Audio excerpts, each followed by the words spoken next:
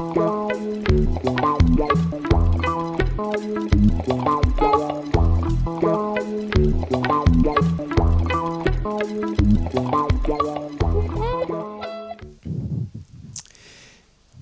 hi.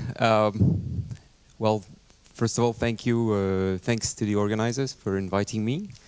It's a pleasure to come here and talk, give a talk at Lumini. Thank also to the sponsors, the different sponsors, and particularly le CIOM. So the aim of the talk will be to study a curve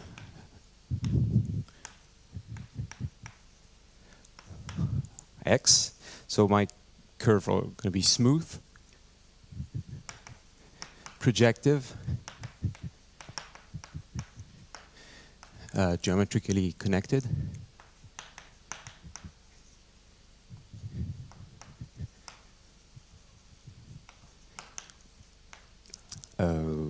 of genus D, and defined over a number field, over a global field.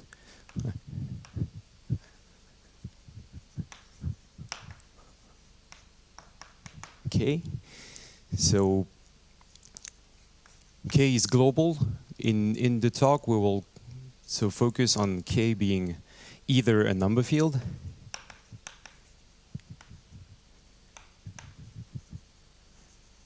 so finite extension of Q, or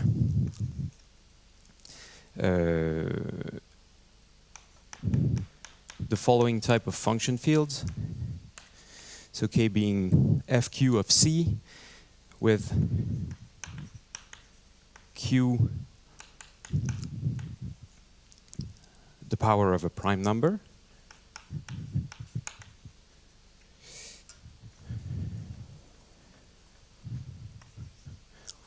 And C is also a smooth,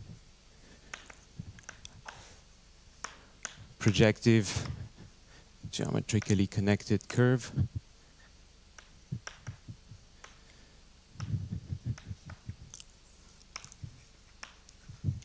of genus G. Okay. Defined over FQ.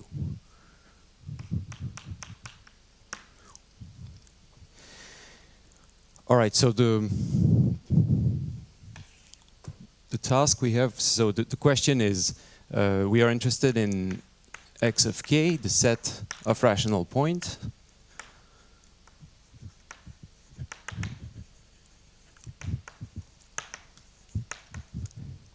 And the question is the following: when X of K is finite,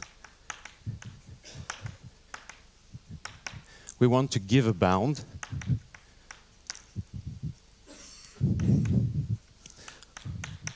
on the cardinal of this finite set.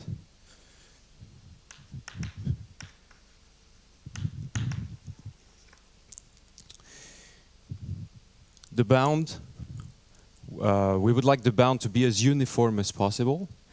So if the bound, well, it should depend, it will be depending on the field, on the base field, and on the, and probably on the curve too, of course, but as uniform as possible would be trying to get rid of the dependence on the curve.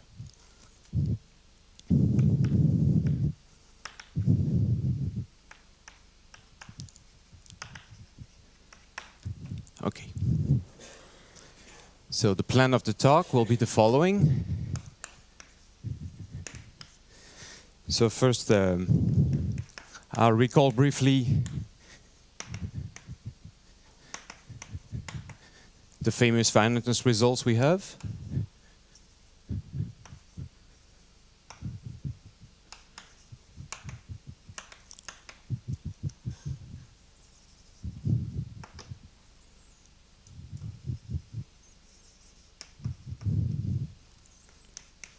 Then we're going to focus on the number field case.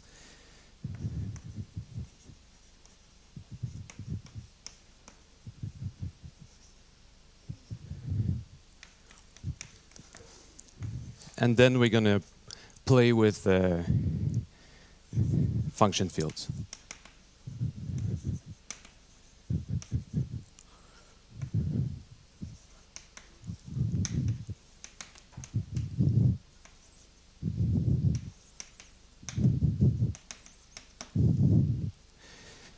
So that's the goal. So as you can see, we will have a special feature today.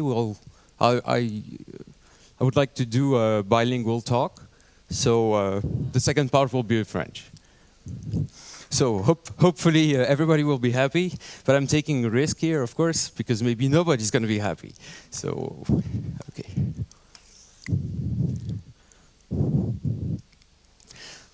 All right. So finiteness results first. I recall the setting.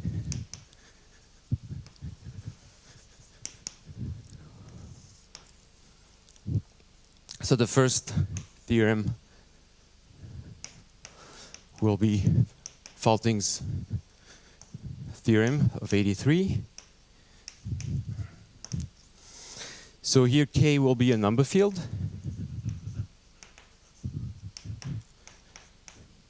And X over K, a curve like all the curves in my talk, of genus D bigger or equal to 2. So in that case, X of K is finite.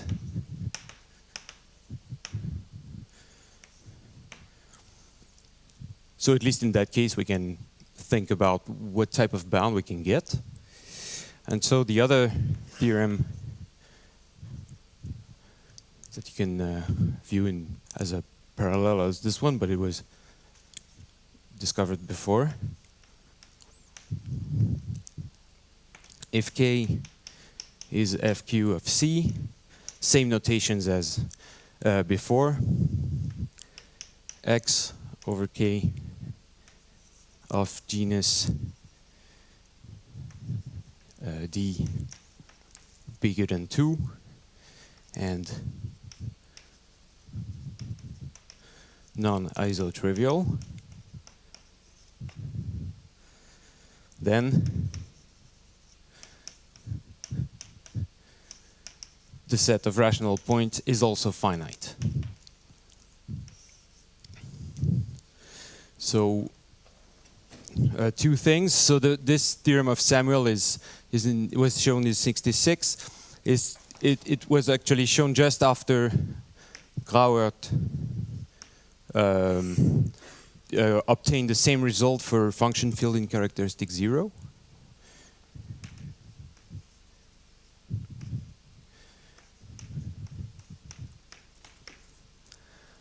And you have this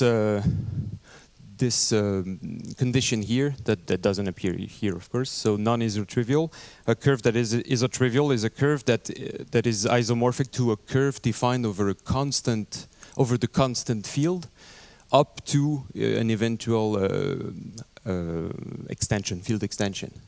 Okay, so I'll give you an example. It will be clear in a minute. So first remark. In the general setting that I gave, you see that the first real condition is the genus being bigger than 2. So an easy remark is that if D is 1, so if the genus is 1, and if the curve has a rational point, then the curve is of genus 1 with a rational point, X is elliptic. And then, of course, you can have infinitely many rational points, depending on the rank. So pick, for example, X being given by the following affine model. I played a little bit with this a few years ago. So choose, for example, okay, P is a well, okay, there's no P here, so I might as well choose one like this one. So P is 2 mod 9, and then this curve has rank 1 over Q. So you can find this example with many others in a paper we have about 3 descent on the elliptic curves. So I guess for this specific example, we knew that the rank was at least 1 by calculation of SAT J way before what we did here, but okay. So that's for the number field case. For function field, it's even more interesting.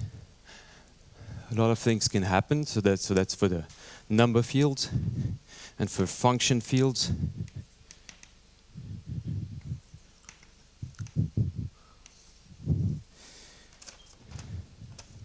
So let's take K being just an easy one, and choose this elliptic curve defined by the following affine model.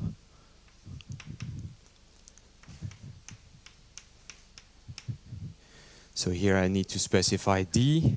So where D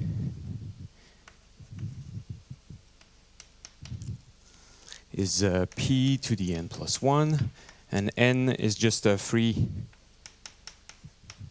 integer that you take non-zero. Then what do we know about this?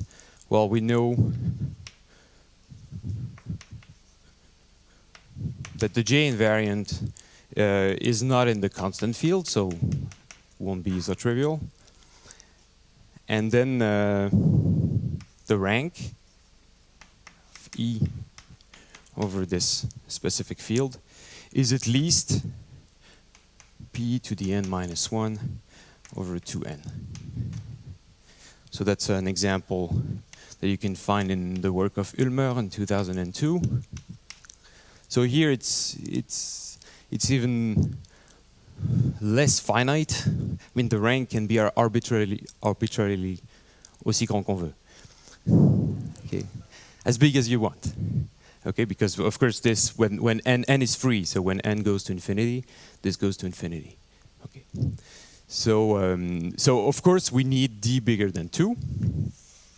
That's for the first remark, and the second remark will be about this non-isotrivial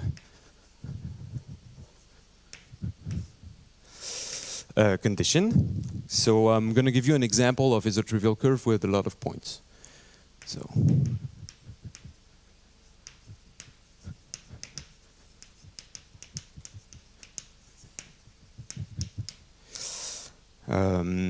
So here you fix P being bigger than 3, the prime, K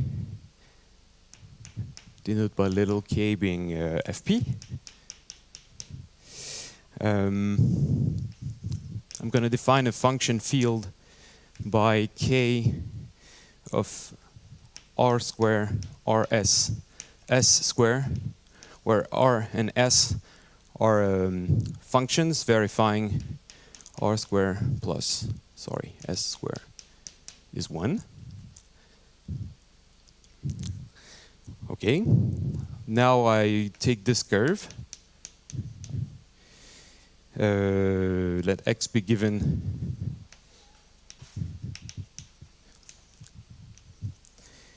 by U fourth plus V fourth is equal to, so R fourth, but I'm going to write them down.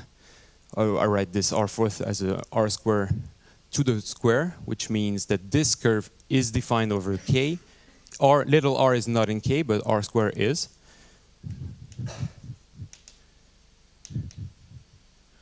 So this is defined over K. So the genus of X is 3. So it's okay for this condition. And now consider Pn will be a sequence of points defined by r to the 1 plus p to the n and r s to the p to the n.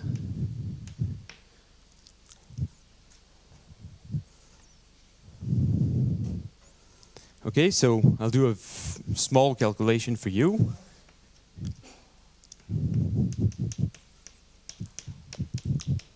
So you do this, the fourth power of these two guys. You get R4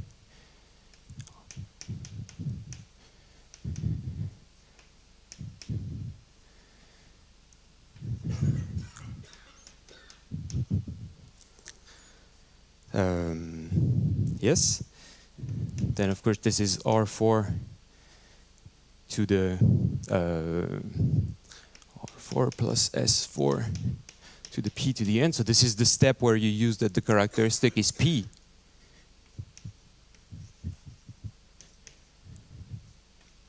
But this is 1 because we chose the functions to verify this. So this is just R4, but R4 is R2 square. And so the points are on X. But a priori, over an extension, because you don't know if these guys are in K or not. But then, of course, I chose P to be in odd. So you have that this, well, if this is odd, this is a square, this is a 2 times something. So this really is in K. And the same here, RS is in K. And so you get P to the N minus 1, which is also, which provides you also that S will be S to the 2 times to P to the N minus 1 over 2. So it's also going to be in K. So in fact, you really have this, and this is for any n. So you have infinitely many rational points on this curve. And of course the curve is isotrivial, because what? Well, because you just need to, a small extension. If you go from K to K prime, this is an extension of degree 2, then then you can get rid of this. It goes into the 4th power, and you get a function that is defined over the constant field. Okay, so this is an example that I found in Samuel in the Bourbaki talk. A nice example. Okay, so now we know that we need the isotrivial condition. We know that we need d bigger than 2. We can start to think about the bounds. So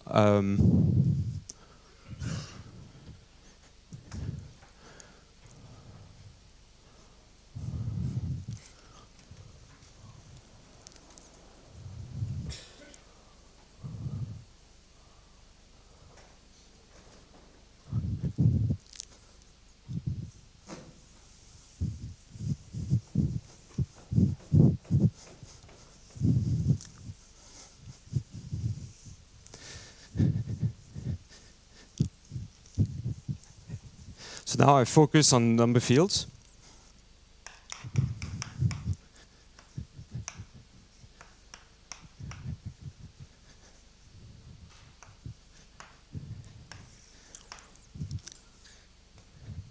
And so I switch to French.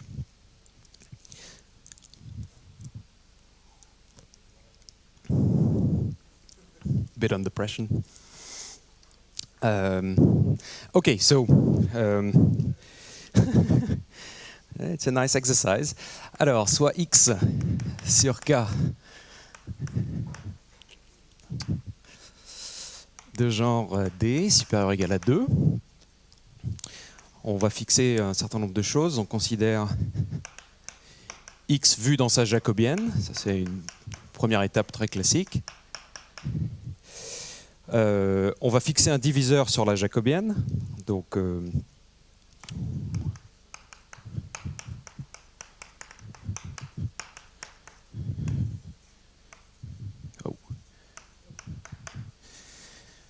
diviseur θ.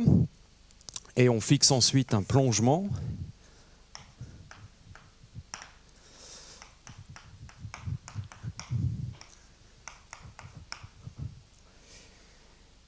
associé à ce diviseur θ, ou à la classe du diviseur θ. Et donc je vais non seulement je choisis un plongement, mais je choisis aussi une base de section, donc des coordonnées ici.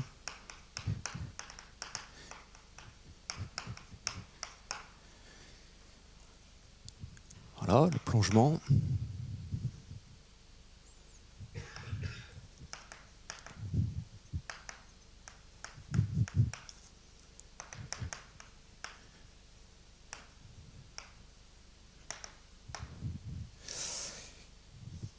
Alors, je vais poser RK, le rang de cette jacobienne sur K.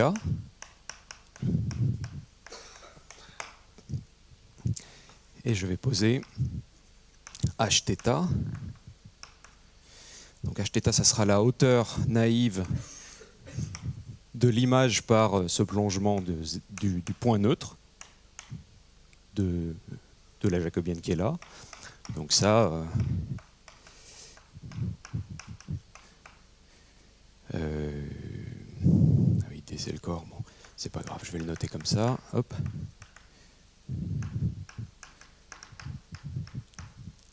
Donc vous avez cette formule locale globale.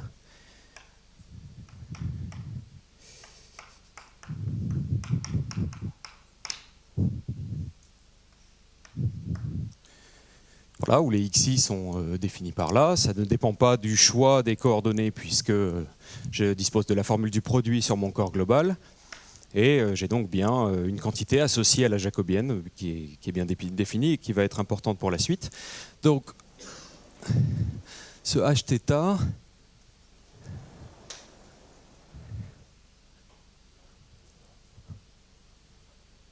ah oui, donc P égale 0. Merci. Voilà. Merci.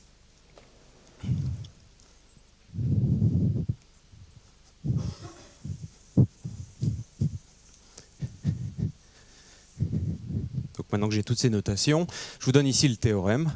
C'est un théorème qui est dû à Gaël Rémond. Pour la date, c'est délicat parce que le théorème que je vais vous donner, on peut déjà le déduire de son article sur le décompte dans une conjecture de langue en 2000. Mais la forme explicite là, avec les constantes que je donne là, ça vient de 2010.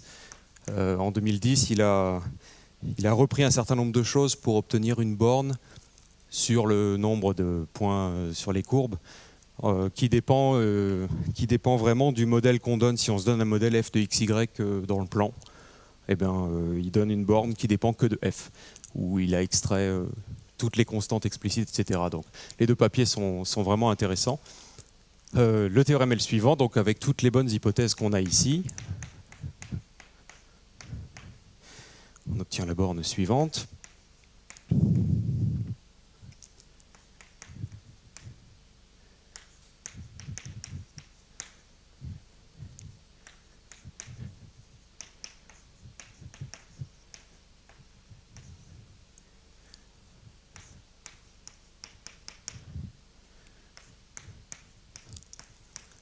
C'est explicite, on a tout ici. Alors, c'est explicite, ça fait intervenir quoi? Donc le degré du corps de base, le genre de la courbe, et ensuite les deux invariants les plus difficiles sont le rang de la jacobienne et la hauteur de la jacobienne. Donc le but du jeu ici, c'est qu'est-ce qu'on peut faire? On va sans doute pas se débarrasser du corps de base, ce serait faux. Le genre de la courbe, j'y crois pas non plus. Par contre, est-ce qu'on peut éventuellement faire quelque chose ici ou faire quelque chose ici? Donc je vais vous expliquer une idée pour essayer de faire disparaître le terme en hauteur qui est là. Donc cette idée, c'est la suivante.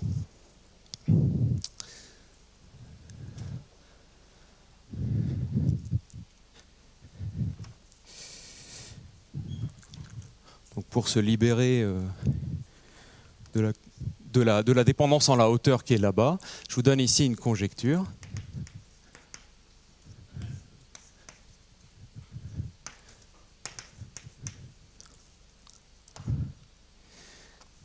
Langue Silverman, donc je me donne K un corps de nombre.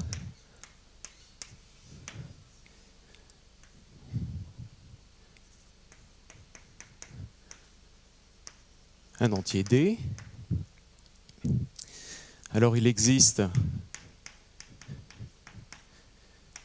deux constantes C1, C2.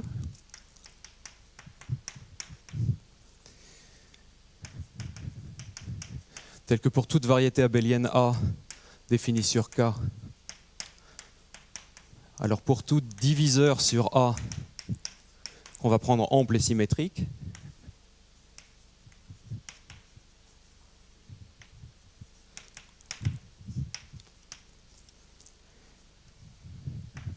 Pour tout point K rationnel de la variété abélienne, deux choses se passent, ou bien l'adhérence de Zariski de l'ensemble des itérés de P couvre A, donc P engendre A. Si vous voulez, la plus petite sous-variété abélienne qui contient les itérés de P, c'est vraiment la variété abélienne dans l'ensemble. Et dans ce cas, la hauteur canonique sur A construite avec l'aide de D du point P qui est rationnel peut être minorée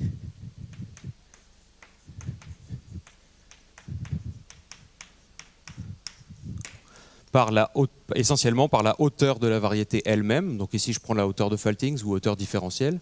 Je vous redonnerai la définition si besoin. Et puis, bien évidemment, il y a des points qui ne vérifient pas ça. Donc, si le point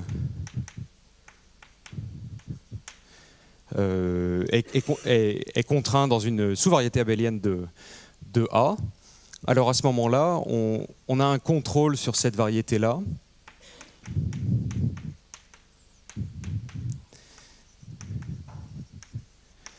Et l'ordre de P modulo B est lui aussi contrôlé par les données du corps et de la dimension. Donc ce qu'il faut retenir, c'est surtout cette inégalité-là, c'est ça la clé. Si on dispose d'une inégalité comme ça, qu'est-ce qu'on peut faire? Pourquoi est-ce que ça peut nous aider? Donc là, c'est bien une minoration de la hauteur sur le point. D'accord? Et cette minoration de la hauteur sur le point va nous aider à borner le nombre de points de manière plus uniforme. Alors comment on fait ça? Je vous donne une idée. Donc en fait, ce qui se passe, c'est que Rémond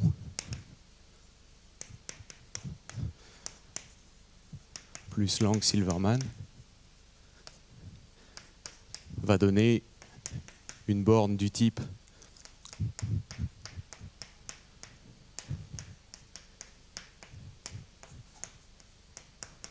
qui est là.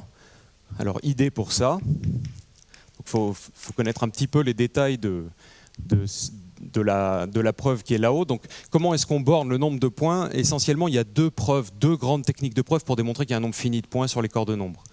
La première, c'est l'originale, celle de Faltings, qui utilise la conjecture de Shafarevich, enfin qui démontre.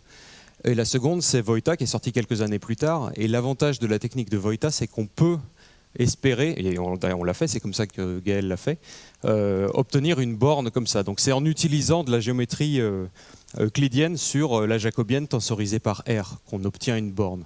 C'est pas en passant par compter dans les classes d'isogénie via la conjecture de Shafarevich pour l'instant. Donc l'idée, c'est poser delta égale au minimum de la hauteur des points P, où P est contraint dans la courbe. Donc A, on va prendre ici pour A la jacobienne.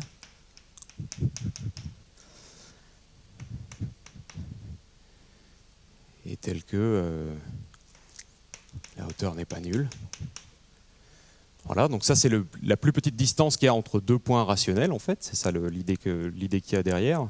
Donc en fait on va voir la courbe X à l'intérieur, les points rationnels de la courbe X à l'intérieur de la jacobienne. Et ça on va l'envoyer dans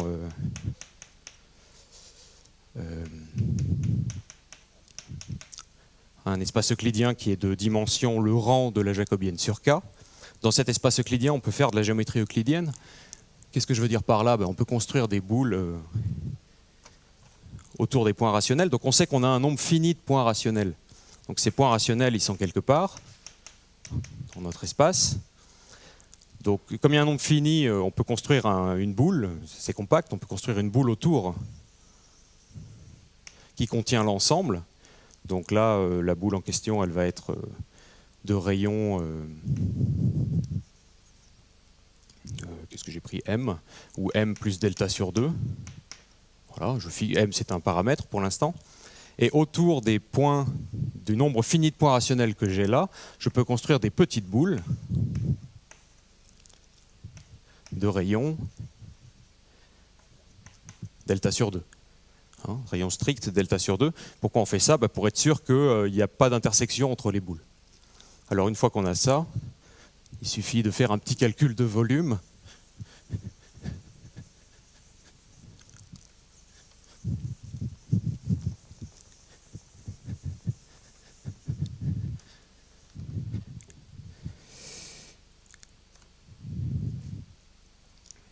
Qui va nous dire que le nombre de points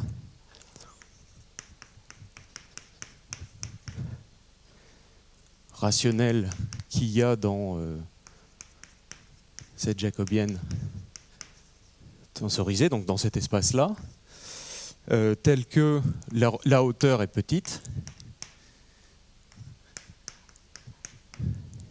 Donc je prends un autre paramètre, grand N.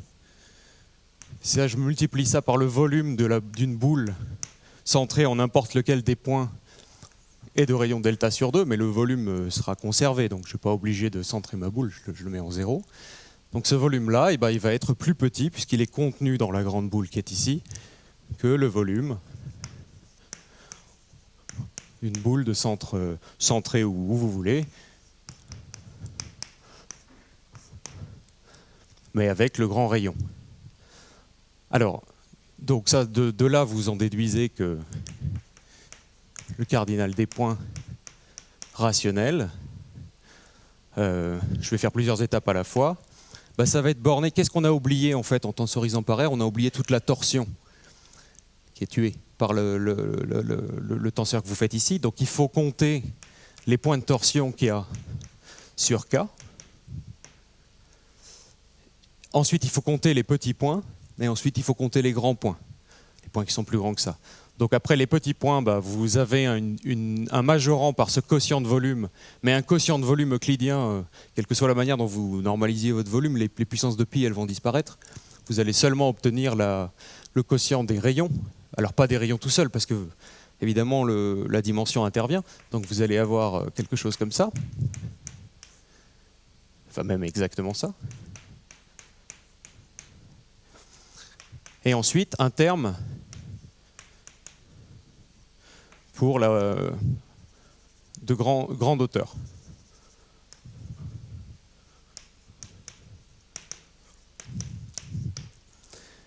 Alors, qu'est-ce qui se passe? Le terme pour les grands points ici, si on regarde le détail donc en utilisant les inégalités de Mumford et Wojta,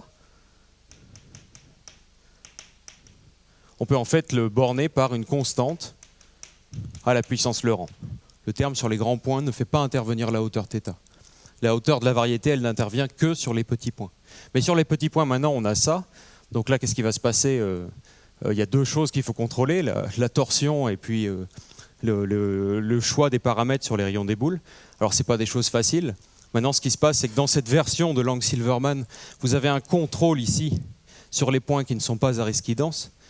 Par exemple, les points de torsion, ils n'engendrent pas la variété ici. Mais donc les points de torsion, leur ordre ici, est contrôlé par une constante qui ne dépend que de la dimension et du corps. Donc cette version de la conjecture, elle contient la conjecture de torsion forte, de borne uniforme sur la torsion sur les variétés abéliennes. C'est ambitieux, hein, okay. Mais ça me donne qu'en fait ce terme-là va être contrôlé par une constante qui ne dépend que de la dimension de la variété et du corps de nombre. Donc très bien. Il ne reste plus qu'à travailler là-dessus. Mais ça, qu'est-ce qu'on fait avec ça? On se rappelle que delta, c'est le minimum qui est donné ici. Donc en fait, il suffit de choisir pour m la hauteur de la variété. Et à ce moment-là, si on dispose de cette inégalité-là, on a gagné. Parce que vous avez le quotient du plus petit point qui est ici, qui va être contrôlé par la hauteur qui est là, mais la hauteur qui est là, elle intervient dans M aussi. Donc vous choisissez M égale la hauteur de la variété.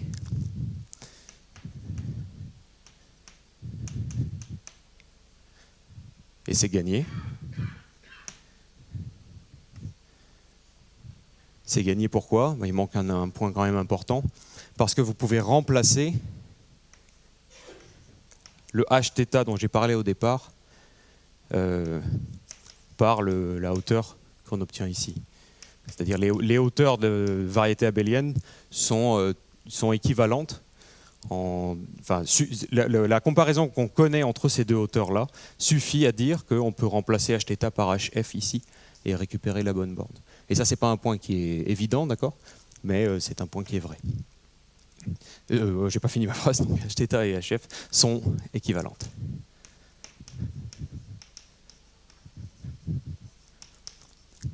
Ok. Donc pour les corps de nombres, ça donne ça. Maintenant, il faut essayer de voir qu'est-ce qu'on peut faire du côté corps de fonction. Donc dans l'autre manière de faire de l'arithmétique avec ces courbes de genre supérieur ou égal à 2. Donc c'est parti. Now I switch back to English.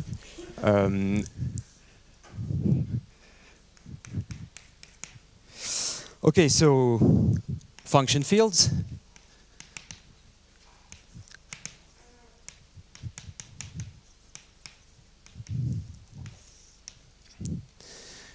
So I'll give you the theorem here.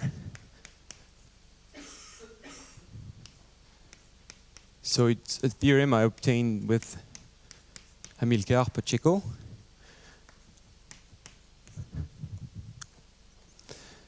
So K is FQ of C. The genus of the base curve is little g. X of K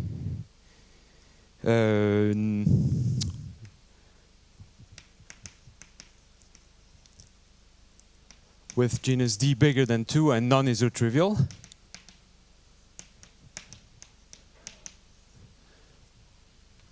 Then two things can happen. So if X is defined over K, well, we know that it's defined over K, but not over Kp.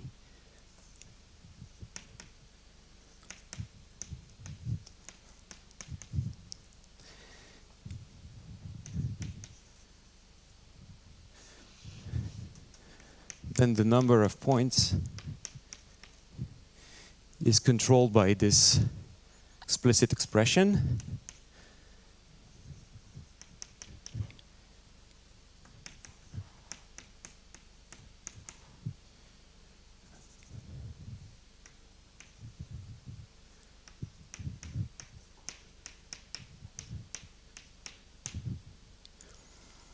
So f of x over k is the conductor of the curve.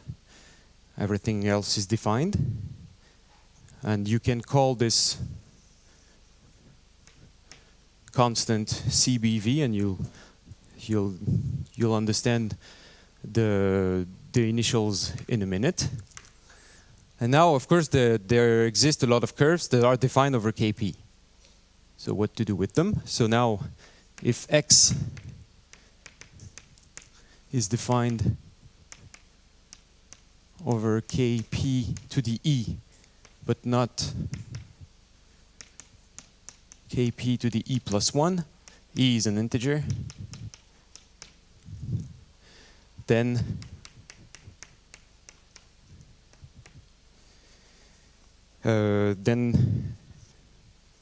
we have that the set of rational points is bounded by CBV times another constant C des for descent to the E, where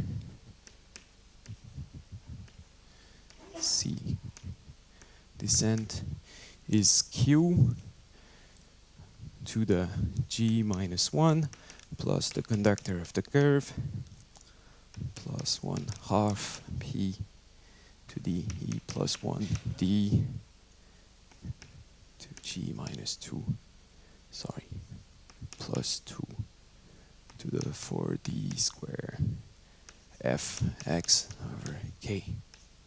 So everything here is an exponent of Q, and Q is the number of elements in FQ. And there's a little thing that you need to assume is that P is bigger than 2D plus 1. Okay, so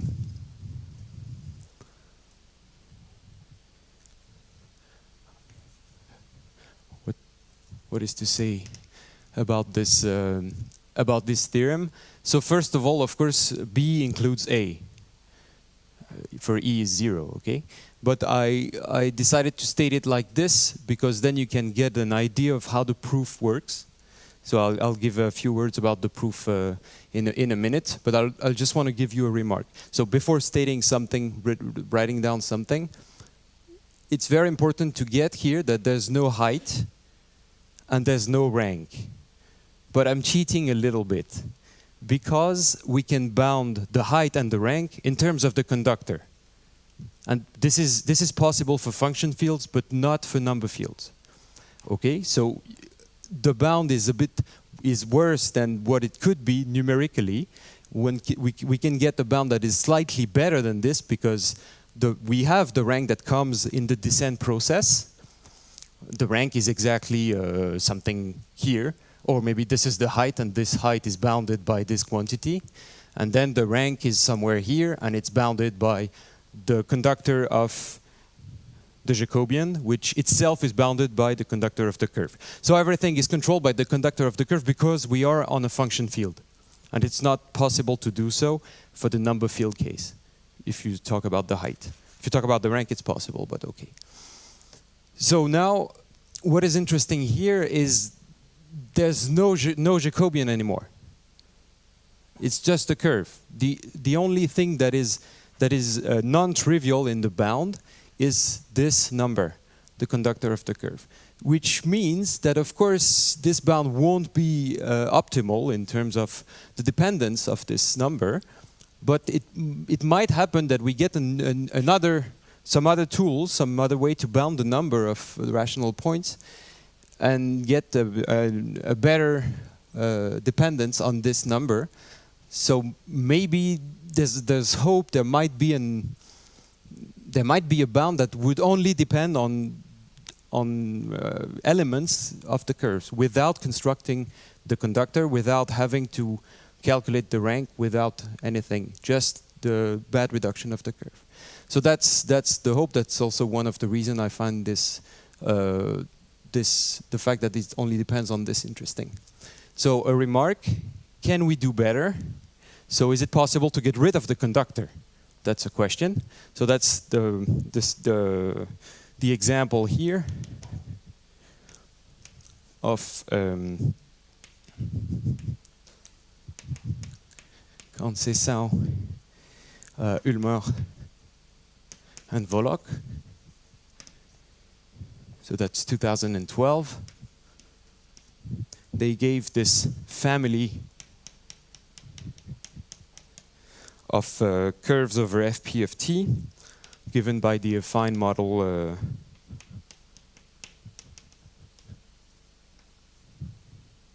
+1.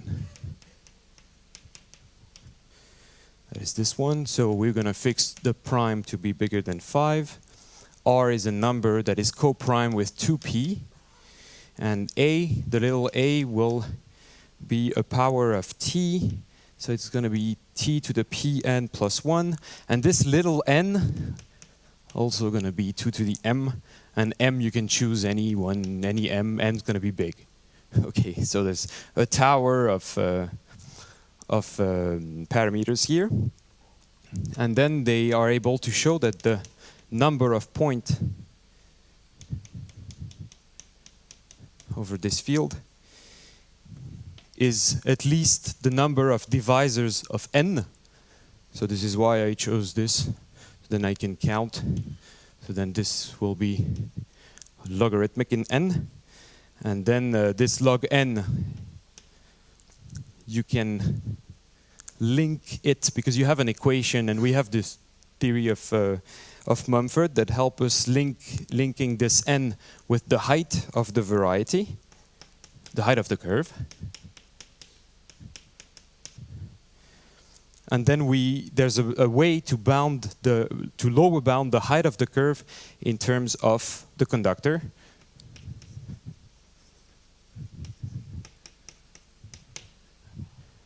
So essentially it's bigger than the conductor. So that means that for this specific family, the number of points will grow with the conductor. xa. So at least we have one family where the number of points will tend to infinity. This is also very different from what we know about number fields. And so that will be one of my last remarks. So what do we know here for number fields? We have this bound. We have some hopes to get rid of the height. But what do we know about the lower bound? So I found an example by Michael Stahl. He gives an explicit equation in genus 2. There exists x of genus 2 over q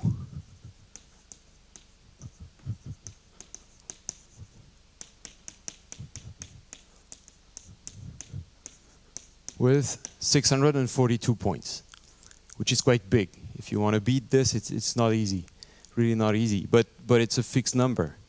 It's very difficult to say something else than this. So for number fields where we don't, well, we're still stuck. There's still a lot to learn and a lot to discover here. But here for the function field case, we know that at least the bound has to depend on f. It will depend on p, on the inseparability degree for sure, on the dimension, on the genus. For all these parameters have to be there. But now for the conductor, with this example, we know it has to be there too. So at least for the dependency, this is optimal. Now for the type of bound, of course, this is exponential. It's very bad. I mean, especially if you compare with this, they tried hard to give something with a lot of points, and they have something that is okay. It's bigger. Of course, we forget a few things in the lower bound, but it's bigger than something like log.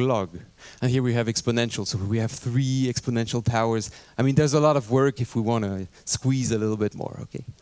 Okay. So just a few words about the proof. So the idea, as these letters say, is that we're going to apply a nice result by Bouillum and Volok. So Bouillum and Volok, they have a theorem that is exactly this one, but they prove even more. They're able to cut the curve with a group, a subgroup of the Jacobian with rationality in K sep, in the separable closure. So they have a bound that depends on the subgroup that you choose and on these numbers. So we just use their bound for the first part. It's relatively easy. And now the difficult part is, how do you get to inseparability? So what we do is we implement, we build a descent with the Frobenius, of course. But now you have to control. It's very dangerous. I mean, if you have isottriviality in the example that we have here, what do? You find a rational point and then you iterate the Frobenius, and it gives you infinitely many points. That's how we did, right? Because of this p to the n. So when you do a descent with the Frobenius, it's very dangerous. Maybe you're going to get infinitely many points. So you have to make sure that everything goes according to the plan. So now it's becoming technical. You have to implement, well, to do the descent using a specific Selmer group that we built. And then you bound the cardinality of the Selmer group. And in the end, you really get the same. So you have this family of curves that you're building using the Frobenius, by iterating the Frobenius. And then you need to show that the descent constant that comes into the play at each step will be the same, can be taken as the same, and won't depend on p, or won't give you infinitely many points. And that's done because the Frobenius is an isogeny. So the rank is preserved, and the conductor of the Jacobian is preserved. And then you are sure that the descent constant will be the same, and it will give you this by induction, an easy induction, in the end.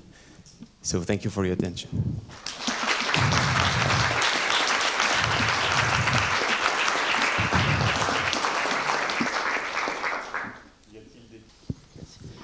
I was just wondering whether there's a conjecture which is analog to the Lang-Silverman conjecture, but in the function field case, so that yes. you can compare how far your result is from the optimal one. I mean, so the in particular for the dependency in the conductor that you mentioned at the end, or yes. So there's the exact same conjecture. You can state it over function fields. Actually, it was announced recently by Sinou David that he has now a proof of this conjecture for function fields. So I'm still waiting for the text, but we have hope at least. But now the thing is with this conjecture, where was it used? It was used for small points in the Jacobian, whereas here the technique is very different. We don't use geometry, Euclidean geometry for function fields here. So what they use is jet spaces. So this is why they have this condition, because of course if you want to differentiate and you're in characteristic P, you will have some problems. It's possible, but still you will have some problems when essentially all the coefficients are powers of P. So this is why they have this condition. So Lang-Silverman, I don't think Lang-Silverman will give you here in this setting of function fields something better in the dependency. I don't think so, but maybe.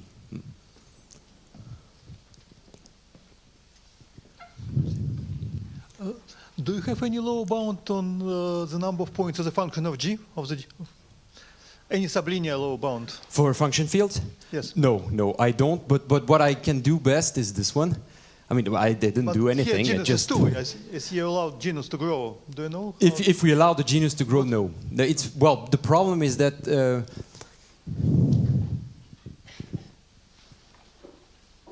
Well, maybe I should read a bit more. I'm not sure. The problem. Well, how did he do? He really used a whole machinery he developed for genus 2, because it's a little bit easier than for bigger genus to implement explicit calculations. So what he does is he's taking the Jacobian of the curve, and then he goes to the Kummer surface, so he quotient by ±1, and then on the Kummer surface you can play with in P3, I think. So P3 is 4 coordinates. You have 4x4 matrices. It's all right. You can play with it. But for bigger genus, I don't know for now. Of course, there's another remark. Maybe all these bounds, this one or even this one, they seem better when the rank is small. But when the rank is small, you can use Chabotti. So it's also, if you have a specific curve and you want the number of points, you're going to use probably something different than here. The goal here is to get something uniform. So the bound won't be as best as possible for specific families, but if it's uniform, it's powerful. D'autres questions? Alors, let's thank the speaker again.